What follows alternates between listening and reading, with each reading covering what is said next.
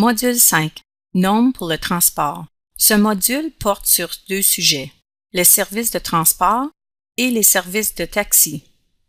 Les normes pour le transport des normes d'accessibilité intégrées énoncent les exigences visant à prévenir et à éliminer les obstacles au transport en commun pour que tout le monde puisse se déplacer facilement en Ontario. Regardons d'abord une introduction sur l'importance de rendre les services de transport accessibles à tous.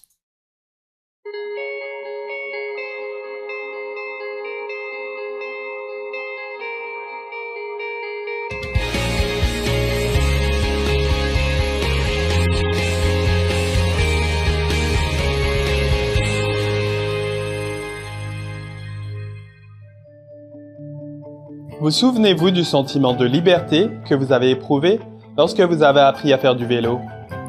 Pouvoir aller à vélo chez un ami à tout moment, plutôt que d'attendre de vous y faire conduire par vos parents. Quel privilège! Le monde s'ouvre à vous quand vous êtes capable de vous rendre d'un endroit à un autre. De la maison au bureau, de votre lieu de travail à un rendez-vous chez le médecin, puis au cinéma avec des amis, avant de rentrer chez vous. Le transport est une force. Il est synonyme d'indépendance, de perspective d'emploi et d'engagement social. Au fil des ans, d'importants progrès ont été réalisés pour rendre les services de transport public accessibles. Et les améliorations en matière de conception qui ont été apportées pour rendre le transport accessible profitent en fin de compte à tout le monde. L'annonce des arrêts à bord des véhicules de transport collectif aide les touristes et les nouveaux arrivants, mais aussi les passagers qui sont simplement trop absorbés dans leur lecture pour savoir où ils sont. Les barres d'appui nous sont utiles quand un train doit brusquement s'arrêter. Il en va de même de la signalisation affichant clairement le parcours dans un autobus. Mais on peut faire toujours plus.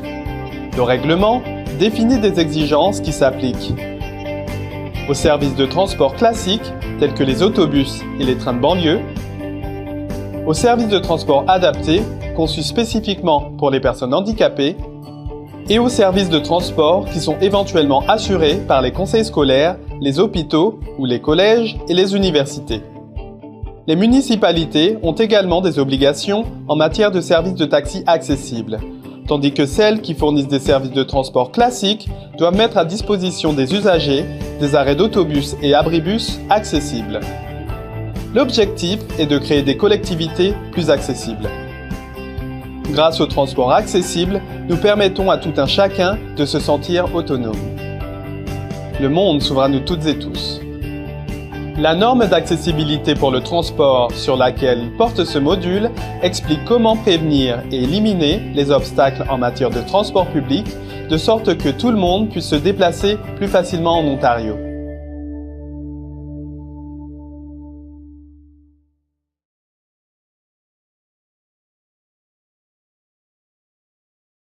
Les normes d'accessibilité intégrées comprennent plus de 40 clauses portant sur les services de transport classiques et adaptés.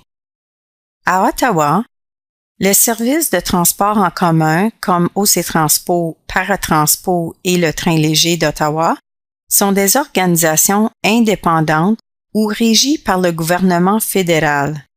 Par conséquent, la LAPHO, une loi provinciale, ne s'applique pas dans leur cas.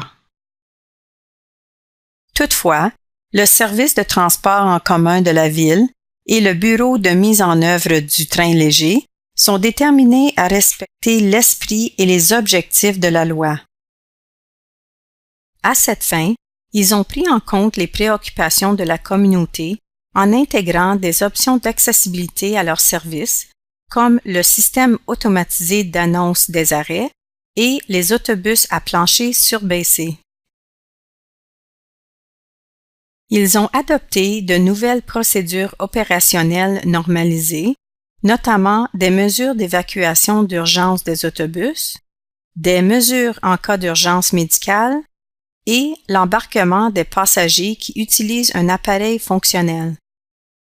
Ils ont consulté le comité consultatif sur l'accessibilité à plusieurs reprises sur les enjeux courants et nouveaux, notamment la planification des arrêts d'autobus et des abribus accessibles, le système de trains légers à venir, ainsi que l'acquisition d'autobus et l'embauche des chauffeurs pour le transport adapté.